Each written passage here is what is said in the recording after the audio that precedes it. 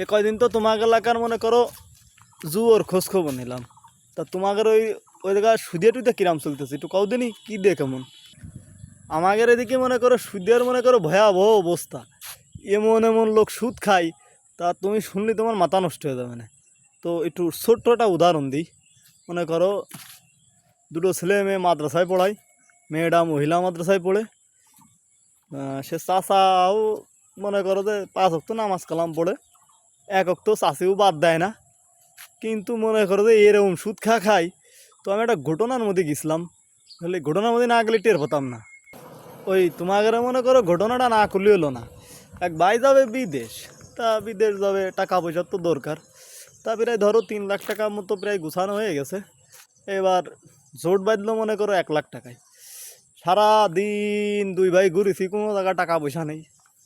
এইবার মনে করো যে একটু রাত্রি ঘুরলাম, তো রাত্রি ঘুরার সময় দেখি কি ওরে সর্বনাশ, টাকা মনে করো সবার কাছে আছে, শুধু খালি 1 লাখে 6 মণ ধান 7 মণ ধান।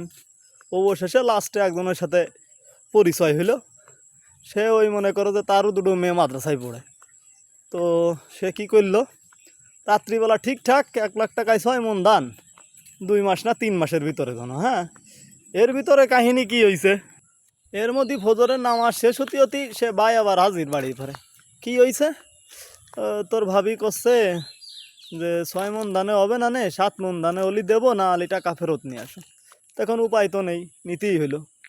তা নামাজটা কি পড়িয়ে এলো নাকি আল্লাহ জানে। তা যাই হোক, এই হচ্ছে আমার এলাকার অবস্থা। তা আপনাদের এলাকার কি অবস্থা একটু কন। মনে করেন যে এমন এমন লোকে সুদ খায়, তা তারা যদি 2-একটা মার্ডারও করে ফেলে, তাও কারো বিশ্বাস করার মতো নেই যে এর দ্বারা মার্ডার হয়েছে। এই হচ্ছে সুদের অবস্থা।